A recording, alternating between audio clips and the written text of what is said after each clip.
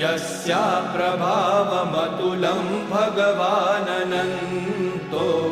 ब्रह्माहरश्च न हि वक्तुमलं बलं च सा चण्डिकाखिलजगत्परिपालनाय नाशाय चाशुभभयस्य मतिं करोतु या श्रीस्वयं सुकृतिनां भवनेष्वलक्ष्मी पापात्मनां कृतधियां हृदयेषु बुद्धि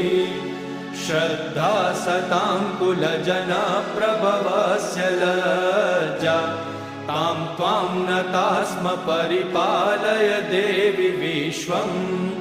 किं वर्णयाम तव रूपमचिन्त्यमेतत् किं चातिवीर्यमसुरक्षयकारि भूरि।